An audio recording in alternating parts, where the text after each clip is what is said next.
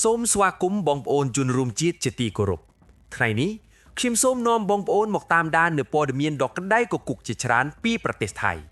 ប្រទេសដែលតែងតែអួតថាស៊ីវិល័យពេលនេះកំពុងធ្លាក់ចូលក្នុងរណ្ដៅនៃមហន្តរាយត្រឹមតែមួយពព្រិចភ្នែកសមុទ្រភ្លើងបំផ្លាញទ្រព្យសម្បត្តិគ្មានសល់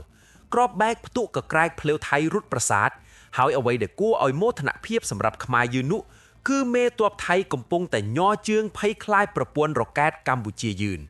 ចំណែកឯកសិករកំពុងស្រក់ទឹកភ្នែកព្រោះបរទេសវាយឆ្នាំងបាយសូមទាញកៅអីមកអង្គុយជិតខ្ញុំបាទនឹងលាតត្រដាងការពិតជូនបងប្អូនអើយ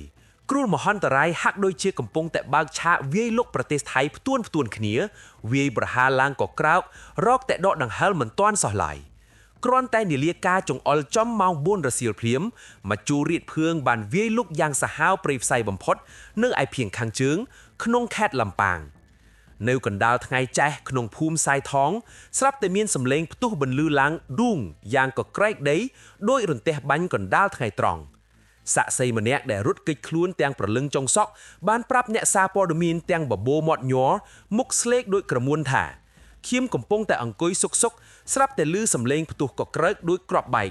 ងាកទៅមើលឃើញខ្សែភ្លើងដាច់ធ្លាក់មុខដីបែកផ្កាភ្លើងប្លែករួចត្រឹមតែមួយពព្រិចប្លែកអណ្ដាតភ្លើងពណ៌ក្រហមច្រាលនឹងផ្សែងខ្មៅខ្មួលខ្មាញ់បានហុយត្រឡោមឡើងកម្ពស់ស្មើចុងត្នោតគ្រាន់តែសមុទ្រភ្លើងចាប់ផ្ដើមលេបត្របាក់ផ្ទះឈើភ្លៀងទិដ្ឋភាពនៃទីនោះបានប្រែក្លាយទៅជាឋាននរកវឹកវរភ្លាមប្រជាជនថៃរាប់រយនាក់នៅក្បែរនោះភ័យស្លន់ស្លោបាត់បង់ស្មារតីស្រែកឆោឡោរត់ប្រសាយចែកជើងគ្នាជន់ជើងគ្នាដួលព្រុសប្រាសតែក្ដុកក្ដួលដោយសត្វល្អិតត្រីទឹកក្តៅអ្នកខ្លះរត់ទម្លាក់ចោលអីវ៉ាន់អ្នកខ្លះទៀតទាញដៃកូនតូចរត់ប្រះអាយុយកតែរួចខ្លួនព្រោះខ្លាចភ្លើងរាលដាលលេបត្របាក់ទាំងភូមិសំឡេងស្រែកហៅគ្នាវឹកវរលាយឡំនឹងសំឡេងឈើឆែកផ្ទុះតក់បានធ្វើឲ្យបាយាកាសទាំងមូលតានតឹងរន្ធត់កម្រិតអតិបរមា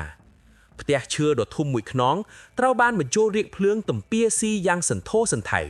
ប៉ុន្តែអ្វីដែលគួរឲ្យរន្ធត់បំផុតនោះគឺនៅក្រោមផ្ទះដែលកំពុងឆែកនោះមានចិញ្ចៀមមាន់ជលពូជថ្លៃតម្លៃរាប់ម៉ឺនបាតសរុបជាង40ក្បាលពេលសមុទ្រភ្លើងឡោមពួតមាន់ទាំងនោះភ័យស្លន់ស្លោឡោតបោកទ្រុងហាវប្រសាទបុកគ្នាមុននឹងទ្រឺភ្លើងឆែករលួយទាំងរស់នៅក្នុងគំនរភ័ក្រត្រឹមតែប៉ុន្មាននាទីទ្រព្យសម្បត្តិតម្លៃរាប់សែនបាតបានរលាយបាត់ទៅក្នុងអណ្ដាតភ្លើងស្ថានភាពកាន់តែតានតឹងឡើងពេលរថយន្តពន្លត់អគ្គីភីជាងបត់គ្រឿងបើកស៊ីរ៉ែនបន្លឺឡើងក៏ក្រៅភូមិមកដល់ទីតាំងកើតហេតុប៉ុន្តែព្រះអើយគ្រោះថ្នាក់បានត្រួតស៊ីគ្នាឡានទឹកមកដល់ហើយតែមិនអាចទាញទៅយកបាញ់ទឹកសង្គ្រោះបានភ្លាមទេព្រោះខ្សែភ្លើងតង់សៀងខ្ពស់កំពុងតែទុះសេឆែផ្ទុះតក់បែកផ្កាភ្លើងដោយកំជ្រួយបិទផ្លូវបើហ៊ានតែបាញ់ទឹកចូលគឺចរន្តអគ្គិសនីនឹងឆក់ផ្ដាច់ជីវិតមនុស្សនឹងទីនោះទាំងអស់ទិដ្ឋភាពពេលនោះគឺតានតឹងបំផុតគ្រប់គ្នាត្រូវឈរសម្លឹងមើលភ្លើងឆេះលេបត្របាក់ផ្ទះទាំងរន្ធត់រហូតទាល់តែជាងភ្លើងប្រញាប់ប្រយ៉ាល់មកកាត់ផ្ដាច់ចរន្តអគ្គិសនីសិនទើបអាចបាញ់ទឹកសង្គ្រោះបាននេះហើយគឺជាទិដ្ឋភាពនៃគ្រោះមហន្តរាយដ៏កក្រែកដែលវាយប្រហារប្រទេសថៃផ្ទួនធ្វើឲ្យរាតភ័យស្លន់ស្លោរត់ចៃជើងគ្នាស្ទើរតែរកដកដង្ហើមមិនទាន់បងបូនអើយគ្រាន់តែព្រះអាទិត្យលិចបាត់ភ្លាមឈានចូលដល់ម៉ោង7យប់ស្រាប់តែបណ្ដាសាអគ្គីភ័យបានហក់ផ្លាត់ពីភៀកខាងជើងមកវាយប្រហារភៀកខាងកើតក្នុងខេត្តជន់បូរីយ៉ាងសាហាវក៏ក្រឹកម្ដងទៀតនៅឯតំបន់បាងសារ៉េខណៈដែលប្រជាពលរដ្ឋទើបតែត្រឡប់ពីធ្វើការកំពុងអង្គុយហូបបាយជួបជុំគ្រួសារយ៉ាងស្ងប់ស្ងាត់ស្រាប់តែមានសំឡេងផ្ទុះឌូមយ៉ាងក៏ក្រោករលាកជញ្ជាំងផ្ទះកណ្ដាលយប់សាក់សីម្នាក់ដែលរស់នៅក្បែរនោះបានរត់គេចខ្លួនទាំងប្រលឹងចុងសក់ប្រាប់អ្នកសារព័ត៌មានទាំងទឹកមុខភ័យស្លេកស្លាំងនិងញ័រមាត់ថាខ្ញុំកំពុងតែអង្គុយមើលទូរទស្សន៍សុកស្រាប់តែឮសំឡេងផ្ទុះក៏ក្រែកដីងាកទៅមើលស្រាប់តែម៉ាស៊ីនត្រជាក់បាញ់កំទេចភ្លើងចេញមកក្រែបដូចកំជ្រួចអូព្រះជីម្ចាស់អើយម៉ាស៊ីនត្រជាក់ដែលធ្លាប់តែផ្ដល់ភាពត្រជាក់ត្រជុំនោះបានប្រែក្លាយទៅជាក្របបែកពេលវេលាផ្ទុះទុសេះឆាបឆែកសន្ធោសន្ធៅលេបត្របាក់ជញ្ជាំងកណ្ដាលយប់ងងឹតតែម្ដងកំទេចភ្លើងផ្លាតប៉ាងពីងបន្ទប់ស្មែងខ្មៅខ្មួលខ្មាញ់ហុយចេញមកក្រៅយ៉ាងកាចសាហាវ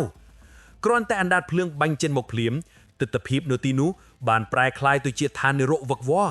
ពួកគេនៅតំបន់នោះ ភ័យស្លន់ស្លោបាត់បង់ស្មារតីស្រែកឆ្លោររត់ប្រសាចែកជើងគ្នាដោយសัตว์ល្អិតទៅទឹកក្តៅអ្នកខ្លះទម្លាក់ចោលចានបាយអ្នកខ្លះទៀតទាញដៃកូនតូចរត់ប្រះអាយុជាតិមកក្រៅទាំងជើងទទេព្រោះខ្លាចភ្លើងរាលដាលលេបត្របាក់ទាំងផ្ទះសំឡេងស្រែកហៅគ្នាវឹកវរពេញភូមិអ្នកខ្លះរត់ទាញយកធុងទឹកមកចែកពន្លត់ទាំងត្រដាបត្រដួសជន់ជើងគ្នាដួលព្រុសប្រាស់វឹកវររញ៉េរញ៉ៃពេញទីតាំងនោះស្ថានភាពកាន់តែតានតឹងឡើងសំឡេងស៊ីរ៉ែនរថយន្តពន្លត់អគ្គីភ័យបានបន្លឺឡើងខ្វែងខ្វាត់កណ្ដាលយប់ងងឹតជាងពន្លត់អគ្គីភ័យត្រូវលោតចុះពីលើឡានប្រញាប់ប្រញាល់ទាញទុយោទឹកបាញ់តទល់នឹងសមុទ្រភ្លើងទាំងរន្ធត់បំផុតតម្រាំតែអាចគ្រប់គ្រងស្ថានភាពបាននេះហើយបងប្អូនទិដ្ឋភាពនៃគ្រោះមហន្តរាយដ៏កក្រាកដែលវាយប្រហារប្រទេសថៃផ្ទួនត្រឹមតែប៉ុន្មានម៉ោងធ្វើឲ្យប្រជាជនថៃភ័យស្លន់ស្លោរត់ចែកជើងគ្នាស្ទើរតែរោគដកដង្ហើមមិនទាន់បងប្អូនអើយកុំគិតថាមច្ចរេតភ្លើងនេះវាព្រមបញ្ឈប់ត្រឹមខេត្តជុនបុរីអីសោះរលកនៃគ្រោះមហន្តរាយបានហោះផ្លោះវាយប្រហារផ្ទួនចូលដល់កណ្ដាលបេះដូងនៃរាជធានីបាងកកតែម្ដងគ្រាន់តែនាឡិកាដើរចូលដល់ម៉ោង 8:30 នាទីយប់នៅឯតំបន់ដនមឿងខណៈដែលមនុស្សម្នាកំពុងតែសម្រាកកំសាន្តលំហែកាយបន្ទាប់ពីហត់នឿយពីការងារស្រាប់តែមានសំឡេងផ្ទុះចេញពីជញ្ជាំងអគារក៏ក្រើកដេញឌូងត្រឹមតែមួយផព្រិចភ្នែកផ្សែងខ្មៅខ្មួលខ្មាញ់បានបាញ់ចេញមកបិទជិតផ្លូវដង្ហើមកណ្ដាលយប់ងងឹតអណ្ដាតភ្លើងពណ៌ក្រហមច្រាលបានឆាបឆេះយ៉ាងសាហាវព្រៃផ្សៃលោតពីជាន់ទី2រាវដាលត្របាក់យកជាន់ទី3និងទី4នៃផ្ទះល្វែងដ៏ធំមួយឲ្យคล้ายជាគំនរភ្លើងសន្ធោសន្តានគួរឲ្យព្រឺសម្បុរទិដ្ឋភាពពេលនោះគឺមិនខុសពីសមរភូមិសង្គ្រាមនោះទេពួកសៀមរាប់រយនាក់ដែលរស់នៅក្បែរនោះត្រូវភ្ញាក់ព្រឺតស្ទុះក្រោកពីគ្រែស្រែកឡូឡារត់ចែកជើងគ្នាស្លន់ស្លោពេញដងផ្លូវកណ្ដាលយប់អ្នកខ្លះរត់ទាំងជើងទទេទឹកមុខស្លេកស្លាំងភ័យញ័ររន្ធត់រត់ប្រះអាយុគេចចេញពីសមុទ្រភ្លើងដែលកំពុងតែឆេងបាក់ស្រុតចុះមកសំឡេងកញ្ចក់បែកប្រេកធ្លាក់មកដីបែកខ្ចាយលាយឡំនឹងសំឡេងមនុស្សស្រែកហៅគ្នាវឹកវរបានធ្វើឲ្យទីក្រុងទាំងមូលធ្លាក់ក្នុងភាពភ័យរន្ធត់កម្រិតអតិបមាអ្វីដែលធ្វើឲ្យស្ថានភាពកាន់តែគ្រោះថ្នាក់បំផុតនោះគឺបណ្ដាញខ្សែភ្លើងដ៏ញឹកស្អែកស្កះដែលចងរុំក្បួយគញាដោយសម្បុកពីងពីងនៅតាមបង្គោលភ្លើងកំពុងតែទុះសេះផ្ទុះផ្កាភ្លើងផ្លែតទុតរៀបនឹងជ្រុះធ្លាក់មកលើភូមិមនុស្សដែលកំពុងរត់វឹកវរប្រជាជនដែលរត់គេចខ្លួនហាក់ដូចជាកំពុងរត់គេចពីក្របបែកពេលវេលាដែលអាចផ្ទុះឆក់យកជីវិតពួកគេបានគ្រប់វិនាទីសំឡេងស៊ីរ៉ែនរថយន្តពន្លត់អគ្គីភ័យរាប់សិបគ្រឿងបានបន្លឺឡើងខ្វែងខ្វាត់កណ្ដាលក្រុងបន្ថែមភាពតានតឹងដល់កម្រិតកំពូលនេះហើយគឺជាយប់ដ៏រន្ធត់នៃគ្រោះមហន្តរាយវាយប្រហារផ្ទួនដែលធ្វើឲ្យជនជាតិថៃភ័យស្លន់ស្លោរត់ប្រសាចស្ទើរតែគាំងបេះដូងគ្រប់គ្នាស្របពេលដែលរលកនៃមច្ចុរាជភ្លើងកំពុងឆាបឆេះរវើកនៅឡើយគ្រោះអាក្រក់មិនទាន់ចាប់ទេគ្រោះមហន្តរាយបានវាយប្រហារផ្ទួនគ្នាធ្វើឲ្យភាគខាងត្បូងនៃប្រទេសថៃคล้ายជាសមុទ្រឈាមដ៏គួរឲ្យរន្ធត់កណ្តាលថ្ងៃត្រង់នាវេលាម៉ោង 3:14 នាទីរសៀលខណៈដែលដងផ្លូវក្នុងខេត្តយ៉ាឡាកំពុងតែមានចរាចរណ៍ខ្វែងខ្វាត់ស្រាប់តែមានសំឡេងផ្ទុះក្រាំងយ៉ាងកក្រើកដីញ័ររញ្ជួយពេញទីក្រុងក្រុមភេរវៈបានលួចបង្កប់ក្របែកកំទេចឡានប៉ូលីសផ្ទុះសន្ធោកណ្ដាលថ្នល់តែម្ដងសំឡេងផ្ទុះដ៏កាចសាហាវនេះបានធ្វើឲ្យដុំថ្មនិងកំទេចកំទីហោះប៉ោងខ្ចាត់ខ្ចាយពេញផ្លូវសំណាងល្អឡានប៉ូលីសវាក់គេចផុតពីកម្លាំងផ្ទុះកណ្ដាលគោលដៅតែសោកនាយកម្មដ៏រន្ធត់បានធ្លាក់ទៅលើគ្រូបង្រៀនស្រីម្នាក់ដែលកំពុងជិះម៉ូតូឆ្លងកាត់ទីនោះនាងត្រូវរងកម្លាំងខ្យល់ផ្ទុះប៉ោងដួលបោកទៅនឹងថ្នល់ដេកដួលក្នុងធ្លុកឈាមយ៉ាងអាណោចឧត្តមបំផុតប្រជាជននៅក្បែរនោះភ័យស្លន់ស្លោរត់ចែកជើងគ្នាវឹកវរពេញដងផ្លូវដូចរត់គេចពីសមរភូមិសង្គ្រាមគ្រាន់តែផ្សែងក្របែកហុយមិនទាន់បាត់ផងភាពភ័យរន្ធត់បានវាយលុកកាន់តែខ្លាំងមហិមាស្រាប់តែរបាយការណ៍សម្ងាត់របស់ក្រុមចារកម្មបានបែកធ្លាយក៏ក្រោកពេញបន្ទប់ប្រជុំបន្ទាន់នៅសឹកបេតុងថាប្រយ័ត្ននៅថ្ងៃទី28កុម្ភៈនិង1មីនានេះនឹងមានការវាយប្រហារភេរវកម្មទ្រង់ទ្រាយធំក៏ក្រើកទីក្រុងបន្ថែមទៀតអោព្រះជាម្ចាស់អើយគ្រាន់តែឮដំណឹងបែកធ្លាយនេះភ្លាមទិដ្ឋភាពភ័យស្លន់ស្លោបានកើនឡើងពេញបន្ទាយទ័ពនិងពេញដងផ្លូវតែម្ដង កងកម្លាំងប្រដាប់អាវុធថៃភ័យវឹកវររហ័សរហួនទៀងអាវុធចុះប៉ោះត្រួតពិនិត្យប្រងព្រាតពេញដងផ្លូវបរិយាកាលពេលនោះតានតឹងស្ទើរតែរកដកដង្ហៅមិនទាន់ឡាននិងម៉ូតូរាប់ពាន់គ្រឿងត្រូវកកស្ទះត្រៀបត្រាប្រជាជនត្រូវបញ្ឈប់រថយន្តឆាយឆេររើកាយយ៉ាងវឹកវររញ៉េរញ៉ៃបំផុតអ្នកដំណើរគ្រប់គ្នាភ័យញ័រខ្លួនមិនដឹងថាក្របបែកនឹងផ្ទុតឡើងនៅទីតាំងណាទៀតនេះហើយបងប្អូនទស្សនវិជ្ជានៃគ្រោះថ្នាក់ផ្ទួនដែលវាយប្រហារប្រទេសថៃយ៉ាងសាហាវធ្វើឲ្យទាំងប្រជាជនទាំងកងកម្លាំងថៃភ័យស្លន់ស្លោរត់វឹកវរស្ទើរតែកាំងបេះដូងក្រឹបគ្នាបងប្អូនអើយខណៈដែលផ្សែងភ្លើងអគ្គិភ័យនិងគំតិតក្របបែកភេរវកម្មកណ្ដាលក្រុងមិនទាន់រលត់បាត់រូបរាងផងស្រាប់តែរលកនៃភាពតានតឹងថ្មីមួយទៀតបានផ្ទុះក៏ក្រើកឡើងលោតវាយលុកចំកណ្ដាលបេះដូងនិងប្រព័ន្ធសោតវិញ្ញាណរបស់ប្រជាជាតិថៃតែម្ដងស្ថានភាពព្រំដែនស្រាប់តែឡើងកម្ដៅភ្លាម កងទ័ពថៃបានប្រកាសអាសន្នថារកឃើញគ្រាប់មីនបង្កប់នៅលើដីព្រំដែនប៉ុន្តែអ្វីដែលធ្វើឲ្យបរិយាកាសទូទាំងប្រទេសរបស់គេធ្លាក់ចូលក្នុងភាពភ័យរន្ធត់កកឈាមរហូតដល់ញ័រជើងនោះគឺការលេចចេញនៃស្រមោលដ៏មហិមា